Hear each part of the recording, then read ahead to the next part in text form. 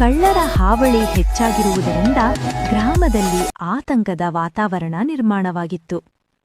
ಒಮ್ಮೆ ತೆನಾಲಿರಾಮನ ಮನೆಯ ಸುತ್ತಮುತ್ತ ಕಳ್ಳರು ಸುಳಿದಾಡುತ್ತಿದ್ದರು.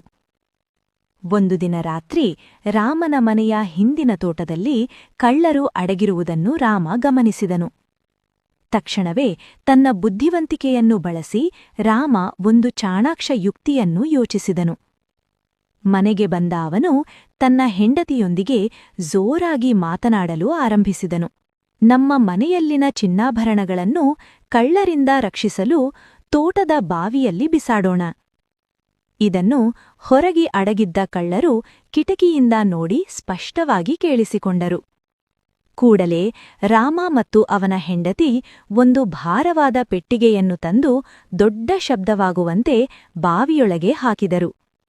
ಆದರೆ ಆ ಪೆಟ್ಟಿಗೆಯಲ್ಲಿ ಚಿನ್ನ ಇರಲಿಲ್ಲ, ಕೇವಲ ಕಲ್ಲುಗಳಷ್ಟೇ ಇದ್ದವು. ಇದನ್ನು ಕೇಳಿದ ಕಳ್ಳರು ರಾಮ ಮಲಗಿದ ನಂತರ ಬಾವಿಯಲ್ಲಿರುವ ಪೆಟ್ಟಿಗೆಯನ್ನು ತೆಗೆದುಕೊಳ್ಳೋಣ ಎಂದು ಮಾತನಾಡಿ ನಿರ್ಧರಿಸಿದರು. ರಾತ್ರಿ ಗಾಢವಾದಂತೆ ಕಳ್ಳರು ತಮ್ಮ ಕೆಲಸವನ್ನು ಆರಂಭಿಸಿದರು. ಆದರೆ ರಾಮ ಇನ್ನೊಂದು ಚಾಣಾಕ್ಷ ಯೋಜನೆ ಮಾಡಿದ್ದನು. ತೋಟದ ಗಿಡಗಳಿಗೆ ನೀರು ಹಾಕುವ ನೆಪದಲ್ಲಿ ಬಾವಿಯ ನೀರನ್ನು ಕಳ್ಳರು ಅಡಗಿದ್ದ ಕಡೆಗೆ ಹರಿಸಿದನು. ನೀರು ಹರಿದು ಬಂದು ಕಳ್ಳರಿದ್ದ ಜಾಗ ಸಂಪೂರ್ಣ ಕೆಸರಾಯಿತು. ಕಳ್ಳರು ಬೇಸರದಿಂದ ಇಡೀ ರಾತ್ರಿ ಬಾವಿಯ ನೀರನ್ನು ಹೊರಹಾಕುತ್ತಾ ಶ್ರಮಪಟ್ಟು ಎಲ್ಲರೂ ಸುಸ್ತಾದರು. ಬೆಳಗಾಗುವ ಹೊತ್ತಿಗೆ ಬಾವಿ ಸಂಪೂರ್ಣ ಖಾಲಿಯಾಗಿತ್ತು.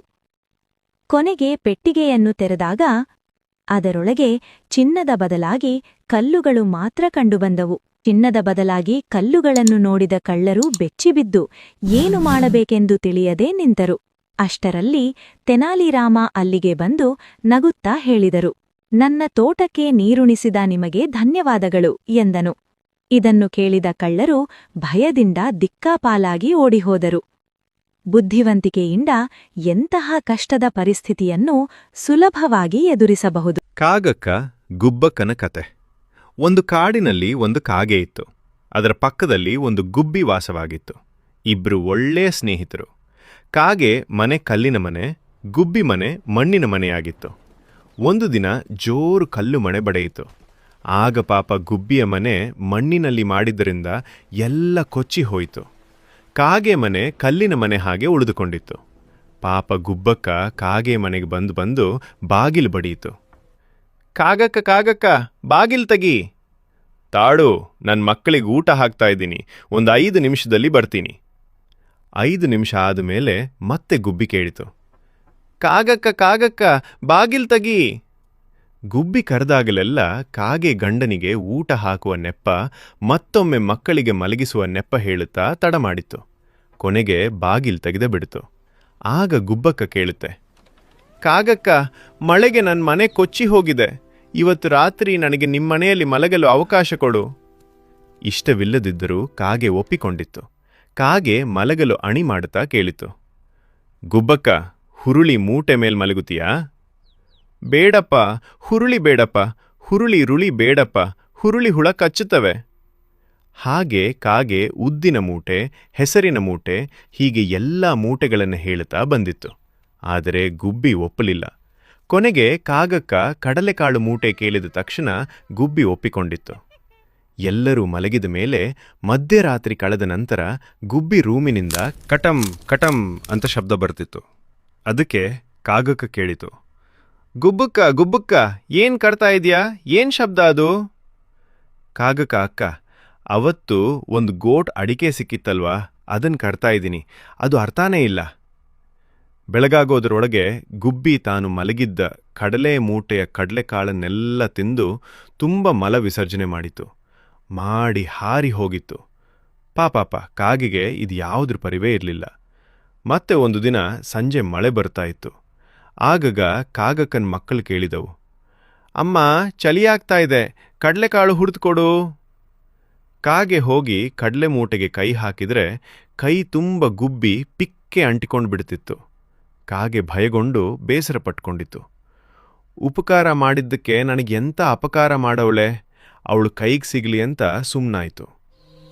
ಆಮೇಲೆ 15 ದಿನ ಆದ್ಮೇಲೆ ಮತ್ತೆ ಗುಬ್ಬಕ್ಕ ಮೆಲ್ಲಗೆ ಬಂದು ಕೇಳಿತು, ಕಾಗಕ್ಕ, ನನಗೆ ಸ್ವಲ್ಪ ಬೆನ್ನು ಕೆರೆದು ಕೊಡು, ಕಡ್ತಾ ಇದೆ.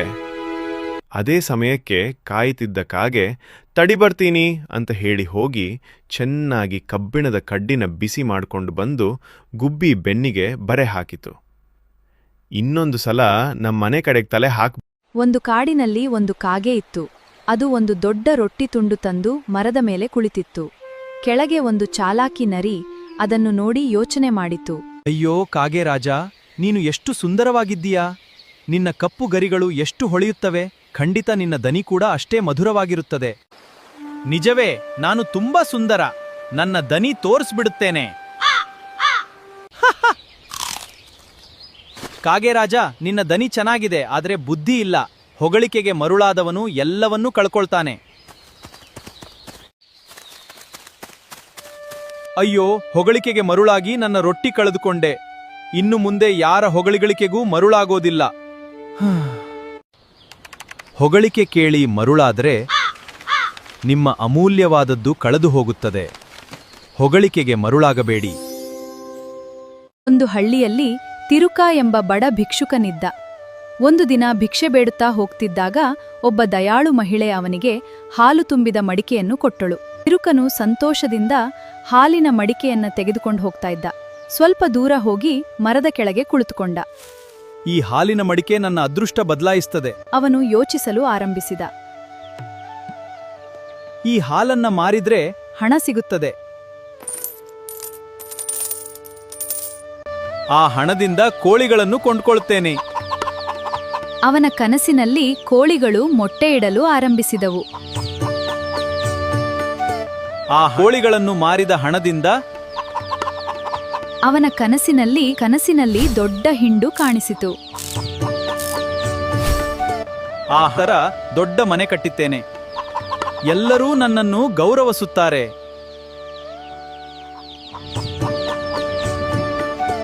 ಆ ಹರ ಸುಂದರ ಹುಡುಗಿಯನ್ನ ಮದುವೆ ಆಗ್ತೇನೆ. ಎಲ್ಲರೂ ನನ್ನಮಗೆ ಮಕ್ಕಳಾಗ್ತಾರೆ.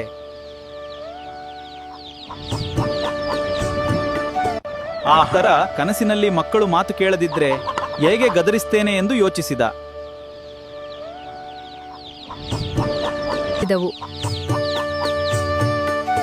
ಒಂದು ಹಸಿರು ಕಾಡಿನಲ್ಲಿ ಬುದ್ಧಿವಂತ ಗಿಳಿಯೊಂದು ವಾಸಿಸುತ್ತಿತ್ತು. ಒಂದು ದಿನ ಅದು ಕಾಡಿನಲ್ಲಿ ಹೊಳೆಯುವ ಬಂಗಾರದ ಬೀಜವೊಂದನ್ನು ಕಂಡಿತು. ಈ ಬೀಜದಿಂದ ದೊಡ್ಡ ಮರ ಬೆಳೆಯಬಹುದು ಎಂದುಕೊಂಡು ಅದನ್ನು ಜಾಗ್ರತೆಯಿಂದ ನೆಟ್ಟಿತು. ಪ್ರತಿದಿನ ನೀರು ಹಾಕಿ ತುಂಬ ಪ್ರೀತಿಯಿಂದ ಆರೈಕೆ ಮಾಡಿತು. ಉಳಿದ ಪ್ರಾಣಿಗಳು ಅದನ್ನು ನೋಡಿ, ಒಂದು ಬೀಜಕ್ಕಾಗಿ ಇಷ್ಟೊಂದು ಕಷ್ಟವೇ ಎಂದು ಗೇಲಿ ಮಾಡುತ್ತಿದ್ದವು. ಆದರೆ ಗಿಳಿ ಯಾರ ಮಾತನ್ನೂ ಕೇಳಲಿಲ್ಲ. ಕೆಲವು ವಾರಗಳ ನಂತರ ಆ ಬೀಜದಿಂದ ಒಂದು ಅದ್ಭುತ ಮರ ಬೆಳೆಯಿತು. ಆ ಮರದಲ್ಲಿ ಸಿಹಿಯಾದ ಹಣ್ಣುಗಳು ಬಂದವು. ಬೇಸಿಗೆಯಲ್ಲಿ ಎಲ್ಲಾ ಪ್ರಾಣಿಗಳಿಗೂ ನೆರಳು ಸಿಕ್ಕಿತು ಮತ್ತು ಹಸಿವಾದಾಗ ಹಣ್ಣುಗಳು ಸಿಕ್ಕವು. ಆಗ ಎಲ್ಲರಿಗೂ ಗಿಳಿಯ ದೂರದೃಷ್ಟಿ ಅರ್ಥವಾಯಿತು.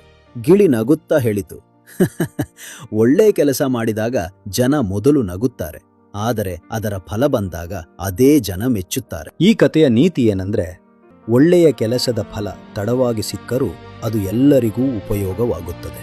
ಇಂತಹ ಕಥೆಗಳು ಇಷ್ಟವಾದರೆ ಲೈಕ್ ಮಾಡಿ, ಶೇರ್ ಮಾಡಿ. ಟೂನ್ ವರ್ಸ್ ಕನ್ನಡ ಅನ್ನು ಫಾಲೋ ಮಾಡಿ. ಧನ್ಯವಾದಗಳು.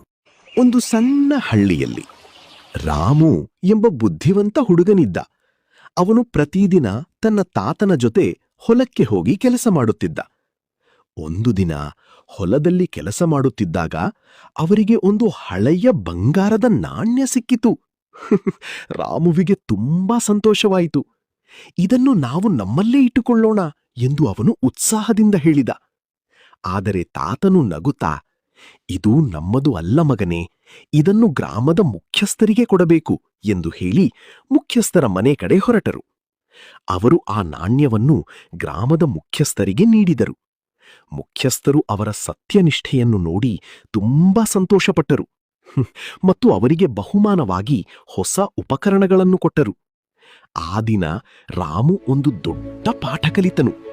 ಸತ್ಯ ಮತ್ತು ಪ್ರಾಮಾಣಿಕತೆ ಯಾವಾಗಲೂ ಫಲ ಕೊಡುತ್ತವೆ. ಒಬ್ಬ ಬಡಿಗ ತನ್ನ ಮಗನೊಂದಿಗೆ ಮರದ ಕೆಲಸದ ಶಾಲೆಯಲ್ಲಿ ಶ್ರಮಜೀವಿಯಾಗಿ ಕೆಲಸ ಮಾಡುತ್ತಿದ್ದನು. ಒಂದು ದಿನ ಅವನು ತನ್ನ ಅಮೂಲ್ಯವಾದ ಬಂಗಾರದ ಗಡಿಯಾರವನ್ನು ಮರದ ಪುಡಿಯ ರಾಶಿಯಲ್ಲಿ ಕಳೆದುಕೊಂಡನು. ತಂದೆ, ಮಗ ಮತ್ತು ಇತರ ಕೆಲಸಗಾರರು ಗಡಿಯಾರವನ್ನ ಬೇಗ ಹುಡುಕಲು ಆರಂಭಿಸಿದರು. ಎಲ್ಲರೂ ಮರದ ಪುಡಿಯ ರಾಶಿಗಳನ್ನ ಅತ್ತಿತ್ತ ಸರಿಸುತ್ತಾ ಗದ್ದಲ ಮಾಡುತ್ತಾ ಗಡಿಯಾರವನ್ನ ಹುಡುಕಲು ಆರಂಭಿಸಿದರು. ಬಹಳ ಹೊತ್ತು ಹುಡುಕಿದ್ರೂ ಸಹ ಯಾರಿಗೂ ಆ ಬಂಗಾರದ ಗಡಿಯಾರ ಎಲ್ಲಿದೆ ಎಂದು ತಿಳಿಯಲೇ ಇಲ್ಲ. ಮಗನು ಎಲ್ಲರಿಗೂ ಸ್ವಲ್ಪ ಹೊತ್ತು ಕೊಠಡಿಯಿಂದ ಹೊರಗೆ ಹೋಗಿ ಮೌನವಾಗಿ ಇರುವಂತೆ ವಿನಂತಿ ಮಾಡಿದನು. ಅವನು ಆ ಮೌನವಾದ ಕೊಠಡಿಯಲ್ಲಿ ಒಬ್ಬನೇ ಕುಳಿತು ತನ್ನ ಕಣ್ಣುಗಳನ್ನ ಬಹಳ ಶಾಂತವಾಗಿ ಮುಚ್ಚಿದನು. ಆ ಸಂಪೂರ್ಣ ಮೌನದಲ್ಲಿ ಅವನಿಗೆ ಗಡಿಯಾರದ ಟಿಕ್ ಟಿಕ್ ಎಂಬ ಶಬ್ದವು ಬಹಳ ಸ್ಪಷ್ಟವಾಗಿ ಕೇಳಿಸಿತು. ಆ ಶಬ್ದವನ್ನು ಹಿಂಬಾಲಿಸಿ ಅವನು ಮರದ ಪುಡಿಯ ಕೆಳಗಿದ್ದ ಗಡಿಯಾರವನ್ನ ಬಹಳ ಸುಲಭವಾಗಿ ಹುಡುಕಿ ತೆಗೆದನು. ತಂದೆಯು ಬಹಳ ಆಶ್ಚರ್ಯಚಕಿತನಾಗಿ, ನೀನು ಒಬ್ಬನೇ ಇದನ್ನು ಹೇಗೆ ಹುಡುಕಿದೆ ಎಂದು ಮಗನನ್ನು ಕೇಳಿದನು. ಗದ್ದಲವು ನಮ್ಗೆ ಕೇಳದಂತೆ ಮಾಡಿದ್ದನ್ನು ಈ ಶಾಂತವಾದ ಮೌನವು ನನ್ಗೆ ಬಹಳ ಸುಲಭವಾಗಿ ಕೇಳಿಸ್ತಪ್ಪ.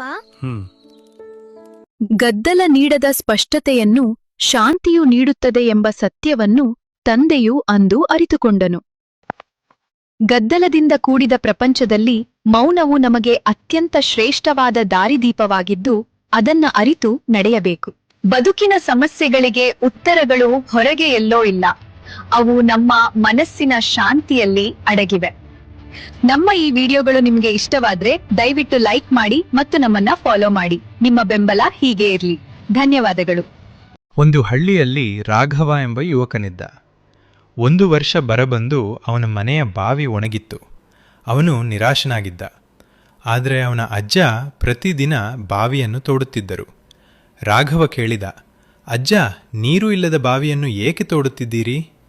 ಅಜ್ಜ ನಗುತ್ತಾ ಹೇಳಿದರು, ಮೇಲೆ ನೀರು ಕಾಣುತ್ತಿಲ್ಲ ಎಂದು ಕೆಳಗೂ ಇಲ್ಲ ಎಂದು ಅರ್ಥವಲ್ಲ. ರಾಘವ ಕೂಡ ಅಜ್ಜನ ಜೊತೆ ತೋಡಲು ಆರಂಭಿಸಿದ. ಕೆಲವು ದಿನಗಳ ನಂತರ ಹಠಾತ್ ನೀರು ಚಿಮ್ಮತೊಡಗಿತು. ರಾಘವ ಸಂತೋಷಪಟ್ಟ. ಆಗ ಅಜ್ಜ ಹೇಳಿದರು, ಜೀವನವು ಈ ಬಾವಿಯಂತೆಯೇ. ಕೈಬಿಡುವ ಮುನ್ನ ಇನ್ನೊಂದು ಹೆಜ್ಜೆ ಮುಂದೆ ಹಾಕು. ಯಶಸ್ಸು ಅಲ್ಲೇ ಕಾಯುತ್ತಿರಬಹುದು. ನೀತಿ: ಕೈಬಿಡಬೇಕು ಎಂದು ಅನಿಸುವ ಕ್ಷಣವೇ ಯಶಸ್ಸು ಹತ್ತಿರದಲ್ಲಿರುವ ಕ್ಷಣವಾಗಿರಬಹುದು.